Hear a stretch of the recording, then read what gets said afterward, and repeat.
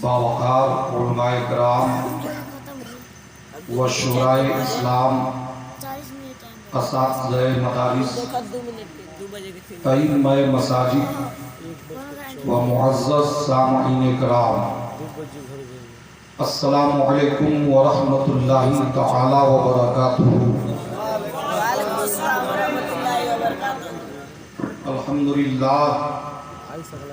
الحمدللہ الذی ابدع الافلاک والارضین، والصلاة والسلام علی من کان نبیا وآدم بین الماء والطین، وعلى آلہ واصحابہ اجمعین، اما بعد فاعوذ باللہ من الشیطان الرجیم، بسم اللہ الرحمن الرحیم۔ لقد کان لکم فی رسول اللہ اسوۃ حسنہ، وقال النبی صلی اللہ تعالی علیہ وسلم فَإِذَا صَلَّيْتُمْ عَلَى الْمَيِّتِ فَأَخْلِصُوا لَهُ الدُّعَاءَ۔ صدق اللہ مولانا العظیم وصدق رسولہ النبی الامین المتین المبین الکریم، ونحن علی ذلک لمن الشاہدین والشاکرین، والحمد للہ رب العالمین۔ یا خدا بہر جناب مصطفیٰ امداد کن، یا رسول اللہ از بہر خدا امداد کن، یا شہید کربلا یا دافع کرب و بلا، گل رخا شہزادہ گلگوں قبا امداد کن۔ غوث اعظم بمن بے سرو ساما مدد، قبلہ دین مدد، کعبہ ایما مدد، انتظار کرم تست من عینی را، اے خدا جو وہ خدا بھی وہ خدا دا مدد۔ بگرداب بلا استادہ کشتی، ضعیفان شکستہ رات کشتی، بحق خواجہ عثمان ہارونی، مدد کن یا معین الدین چشتی۔ قادریم نعرہ یا غوث اعظم می ظلم، دمز شاہ برکت اللہ قطب عالم می ظلم۔ سرورار شاہار کریمہ، دستگیرہ اشرفہ، حرمت روح پیمبر یک نظر کن سوئے ماں۔ آئیے سب سے پہلے ہم اور آپ مل کر کچھ سننے اور سنانے سے قبل انتہائی عقیدت و محبت کے ساتھ شاہ بحر و بر، مالک خوش و تر، اللہ کے پیغمبر، امت کے رہبر، دونوں عالم کے سرور، صاحب انا اعطیناک الکوثر، شہنشاہ کون و مکان، سید انس و جان، صفوت آمیہ، رحمت عالمیہ، حضور احمد مجتبی حضرت محمد مصطفیٰ صلی اللہ تعالی علیہ وآلہ وسلم کی بارگاہ گوہربار ضیابار پر انوار میں جھوم جھوم کر درود پاک کی ڈالی نچھاور کریں اور پڑھیں بآواز بلند، اللہم صلی علی سیدنا و مولانا محمد معدن الجود والکرم وعلی آلہ وبارک وسلم۔ صلو علیہ صلاۃ و سلام علیک یا رسول اللہ صلی اللہ تعالی علیہ وآلہ وسلم۔ نبی اور آل نبی پر ایک مرتبہ اور پڑھیں، اللہم صلی وسلم وبارک۔ جب کبھی سینے کے اندر کانپ اٹھتا ہے، میرا دل جب کبھی سینے کے اندر کانپ اٹھتا ہے، میں نام آقا کا لیتا ہوں تو سب ڈر کانپ اٹھتا ہے۔ اور کرم کی ایک نظر جب میرے آقا ڈال دیتے ہیں، کرم کی ایک نظر جب میرے آقا ڈال دیتے ہیں، عمر کی دشمنی کا سارا تیور کانپ اٹھتا ہے، عمر کی دشمنی کا سارا تیور کانپ اٹھتا ہے۔ اور بتوں کے شہر میں ایک بت شکن کی ہمت عالی، بتوں کے شہر میں ایک بت شکن کی ہمت عالی، وہ گر عزم براہیمی تو آذر کانپ اٹھتا ہے، اور وہ جنہیں کہتے ہیں مولا علی مشکل کشا حیدر، وہ جنہیں کہتے ہیں شیر خدا مشکل کشا حیدر، علی کا نام آتا ہے تو خیبر کانپ اٹھتا ہے، علی کا نام آتا ہے تو خیبر کانپ اٹھتا ہے، اور گنہگاروں کو نظمی شافع محشر بچاتے ہیں، گنہگاروں کو نظمی شافع محشر بچاتے ہیں، وہ رحمت بن کے آتے ہیں تو محشر کانپ اٹھتا ہے، وہ رحمت بن کے آتے ہیں۔ نعرہ رسالت، عظمت والدین کانفرنس۔ معزز سامعین حضرات، یہ ہماری اور آپ کی مشترکہ خوشبختی اور سعادت مندی ہے کہ ہم اور آپ آج کی اس عظیم الشان بابرکت مقدس نورانی ایمانی عرفانی محفل پاک میلاد مصطفیٰ علیہ تحیت و ثنا میں شرکت کی سعادت حاصل کر رہے ہیں، اور اپنے مقدس علماء اہل سنت کی زیارت و یکے بعد دیگرے انہیں سماعت بھی کر رہے ہیں۔ مجھ سے قبل آپ نے خطیب الہند مفکر اسلام حضرت علامہ و مولانا خلیل اللہ صاحب اللہ قادری چترویدی سے آپ نے بڑی اچھی خطابت سماعت کی۔ وہیں پہ بلبل باغ مدینہ شاعر اہل سنت جناب انجینئر ارشد اقبال اشرفی سے آپ نے نبی کی پیاری پیاری نعتیں سماعت کی۔ ان سے قبل آپ نے شاعر ہندوستان واصف شاہ ہدا حضرت مولانا نوشاد عالم صاحب قبلہ مصباحی کی نعتیہ شاعری سے بھی آپ محظوظ ہوئے۔ منبر نور شریف پہ آپ کا محبوب ادارہ مدرسہ اسلامیہ کے لائق و فائق اساتذہ کرام تشریف فرما ہیں، اور ائمہ مساجد بھی جلوہ افروز ہیں۔ تھوڑی دیر کے لیے میں بھی آپ کے درمیان حاضر خدمت آیا ہوں۔ انشاءاللہ الرحمن چند جملے میں بھی آپ کی خوبصورت سماعتوں کی دہلیز پر رکھنے کی جسارت کروں گا۔ آج کی یہ بزم محبت جناب شمشیر انصاری مرحوم کے صاحب زادگان میں ان کے ایصال ثواب کے لیے انعقاد کیا ہے۔ معزز سامعین حضرات، ایصال ثواب کہتے ہیں ثواب پہنچانے کو۔ ایصال عربی کا لفظ ہے جس کے معنی ہوتے ہیں پہنچانا، اور ثواب کہتے ہیں نیکی کو۔ تو ہم جو اپنے اعمال صالحہ کا ثواب اپنے مردوں کی روحوں کو پہنچاتے ہیں، اسی کو ایصال ثواب کہا جاتا ہے۔ چاہے یہ تیجا کے موقع پہ ہو، دسواں بسواں کے موقع پر ہو، چہارم کے موقع پر ہو، چالیسواں کے موقع پر ہو، یا برسی اور سالانہ کے موقع پر ہو، اصل چیز ہے ایصال ثواب۔ زندوں کے اعمال صالحہ سے مردوں کو ثواب پہنچانا۔ اب اس کے طریقے الگ الگ ہیں۔ ہم قرآن خوانی کر کے، فاتحہ خوانی کر کے، میلاد خوانی کر کے، مدرسے کے طلبہ غربا مساکین کو کھانا کھلا کر ان نیکیوں کا ثواب مرنے والوں کی روحوں کو پہنچاتے ہیں۔ اور صاحب، جہاں یہ ہمارا معمول ہے، جہاں یہ ہمارا طریقہ ہے، وہیں ہمارا عقیدہ بھی ہے کہ زندوں کے اعمال صالحہ سے مردوں کو ثواب پہنچتا ہے۔ اور میں نے اسی تعلق سے ایک حدیث پڑھی ہے جو ابن ماجہ میں بھی ہے، مشکات میں بھی ہے اور نسائی میں بھی ہے۔ سرکار فرماتے ہیں فَإِذَا صَلَّيْتُمْ عَلَى الْمَيِّتِ فَأَخْلِصُوا لَهُ الدُّعَاءَ، کہ جب تم میت پر نماز جنازہ پڑھ لو تو میت کے لیے خاص دعائیں کرو۔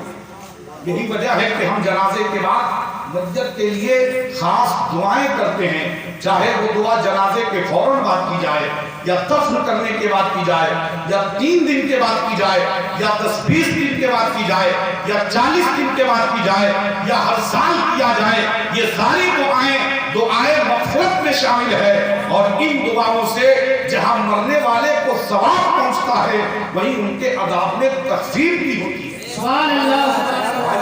اس تعلق سے میں ایک اور حدیث پاک پڑھنا چاہتا ہوں، اور یہ حدیث مسلم شریف میں بھی ہے اور مشکات شریف میں بھی ہے، جس کے راوی حضرت سیدنا ابو ہریرہ رضی اللہ تعالی عنہ ہیں۔ وہ فرماتے ہیں قال رسول اللہ صلی اللہ تعالی علیہ وسلم اذا مات الانسان انقطع عمله الا من ثلاثه الا من صدقة جاریة او علم ينتفع به او ولد صالح يدعو له۔ آقا ارشاد فرماتے ہیں کہ جب انسان مر جاتا ہے تو اس کے اعمال منقطع ہو جاتے ہیں، مگر تین اعمال، پہلا صدقہ جاریہ، دوسرا علم نافع، اور تیسرا وہ اولاد صالح جو اپنے والدین کے لیے دعائیں خیر کرتی ہے۔ تو اس حدیث پاک کا مفہوم یہ ہے کہ جب مرنے والا مر جاتا ہے تو اس کے اعمال کا سلسلہ بند ہو جاتا ہے، اس کے اعمال منقطع ہو جاتے ہیں۔ اب مرنے والا نماز نہیں پڑھ سکتا، روزہ نہیں رکھ سکتا، حج نہیں کر سکتا، زکوٰۃ نہیں دے سکتا، وہ کوئی کار خیر نہیں کر سکتا، وہ حسنات و مستحبات نہیں کر سکتا۔ اب اس کے عمل کی وجہ سے اس کی نیکیوں کے دفتر میں کسی نیکی کا اضافہ نہیں ہوتا، مگر تین اعمال ایسے ہیں کہ مرنے کے بعد بھی اس کی نیکیاں بڑھتی رہتی ہیں، اس کی نیکیوں میں اضافہ ہوتا رہتا ہے۔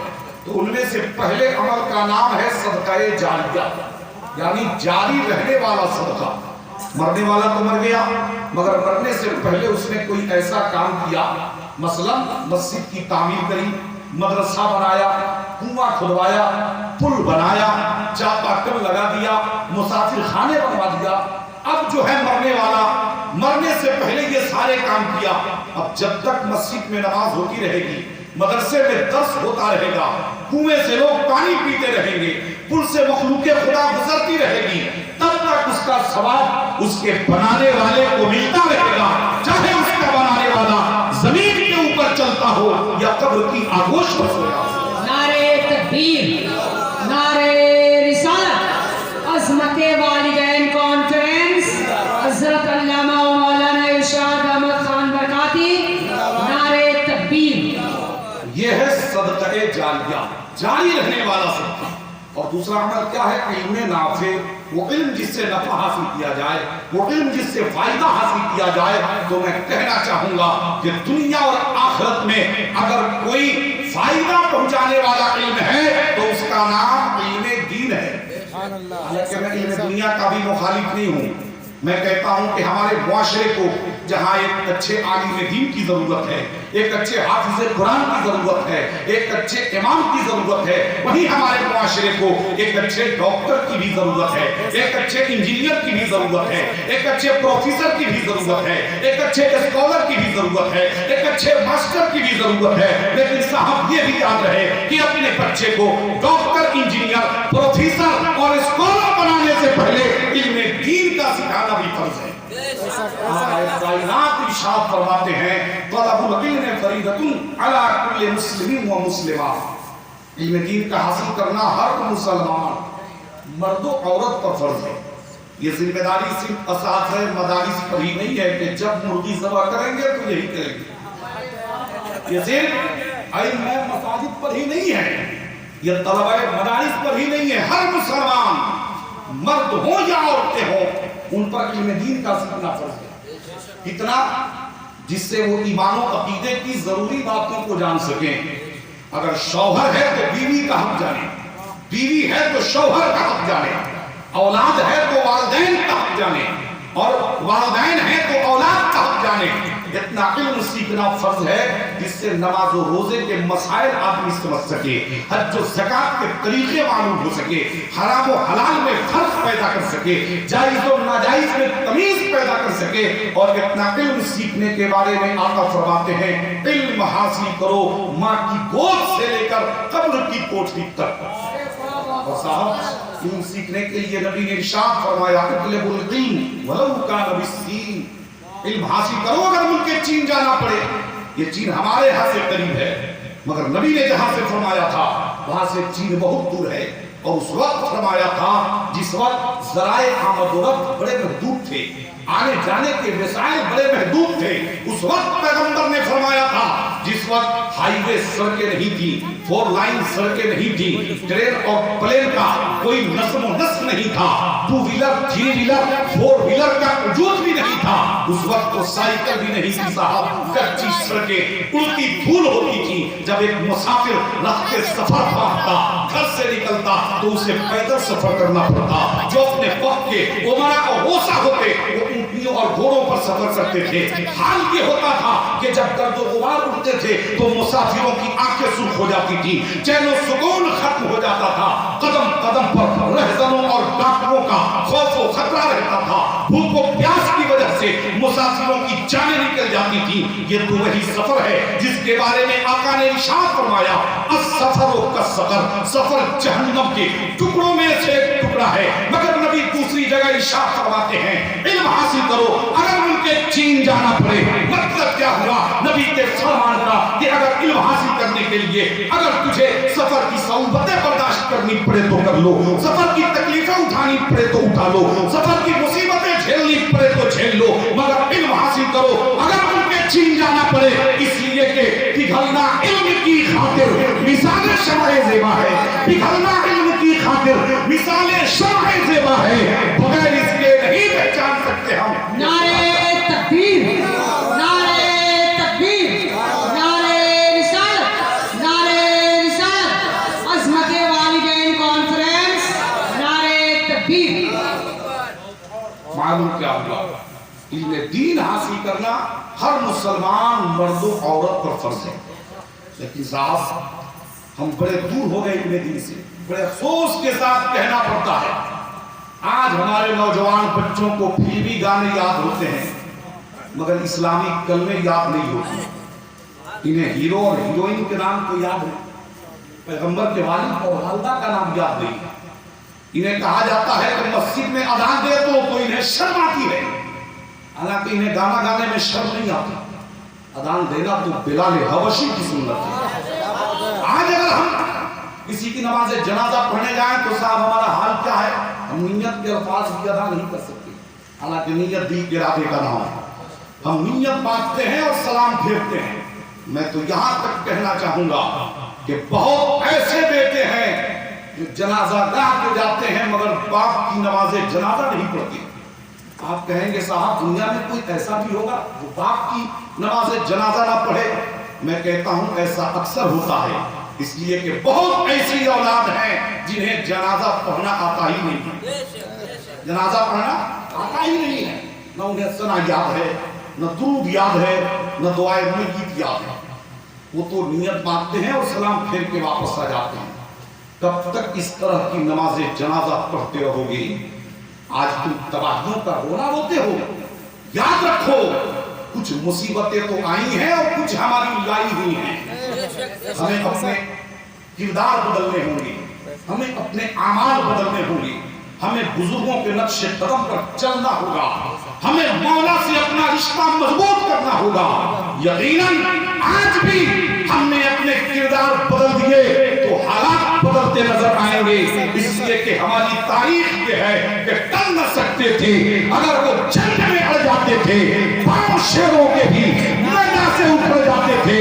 और दश्त तो दश्त है, दरिया भी न छोड़े हमने, बहरे जुल्मात में दौड़ा दिए घोड़े हमने। नारे तकबीर, नारे रिसालत, मसलके आला हज़रत, अज़मत वालिदैन कॉन्फ्रेंस, अल्लामा इरशाद खान बरकाती, नारे तकबीर, नारे रिसालत। वाह, कहना ये चाहता हूं, कल हम मुट्ठी भर थे साहब, मगर जिस मैदान में उतरते थे मैदान हमारा होता था। कामयाबी हमारे कदमों को चूमती थी, फतह कामरानी का झंडा हम नस्ल करते थे। आज क्या हुआ?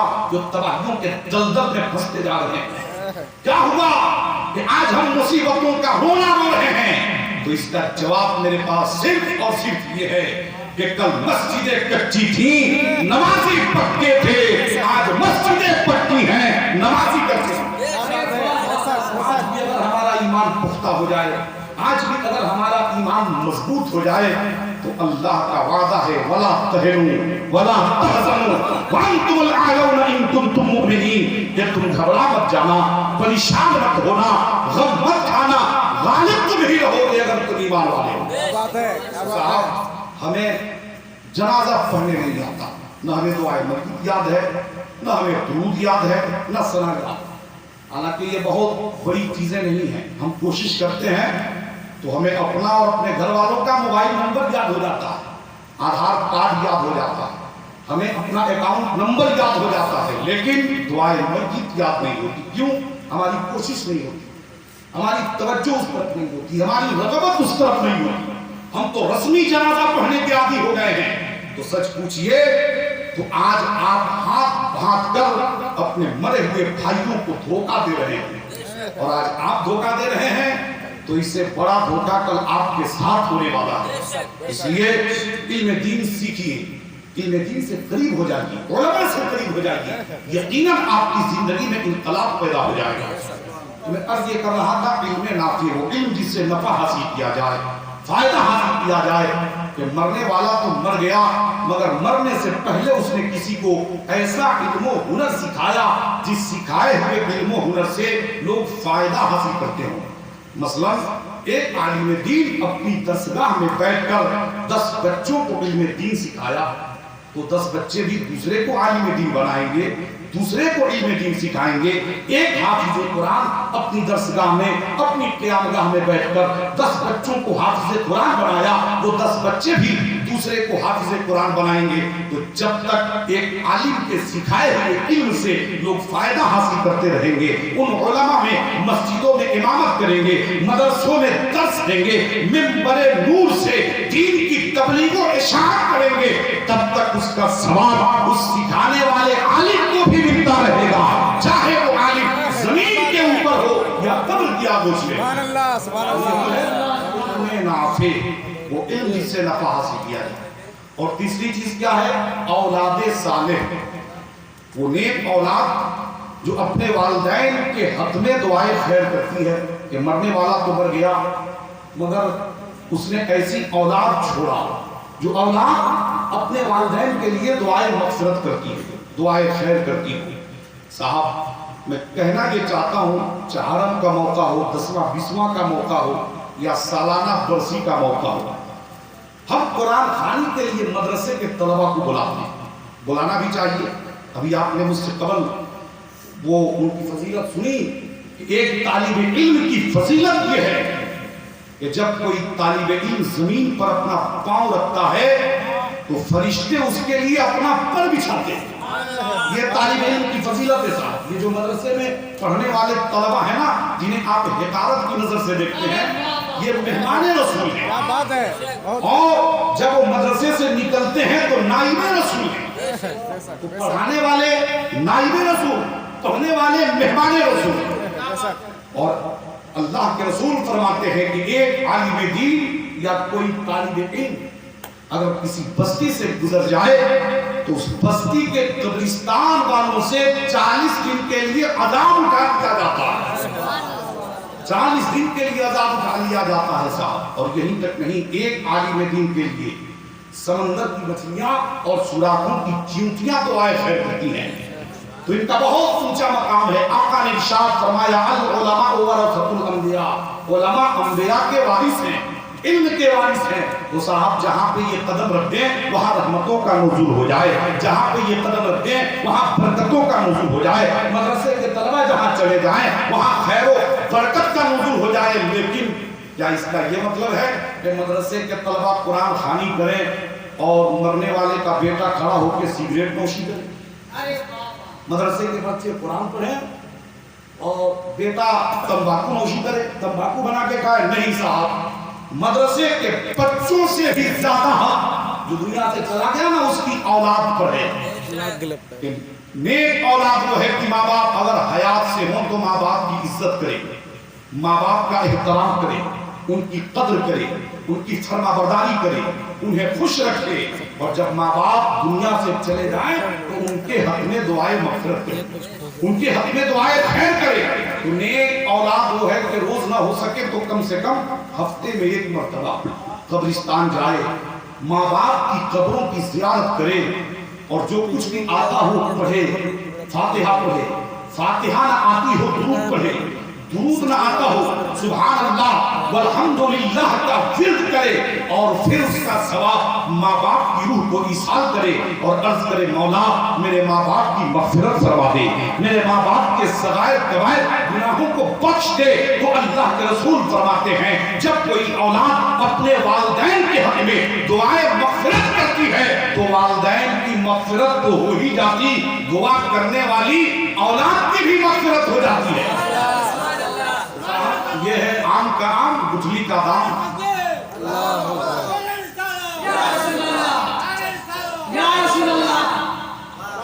آم کا آم گٹھلی کا دام۔ ہم نے دعا کری ماں باپ کے لیے تو ماں باپ کی بخشش تو ہو ہی گئی، ان کے صدقے میں دعا کرنے والی اولاد کی بھی بخشش ہو گئی۔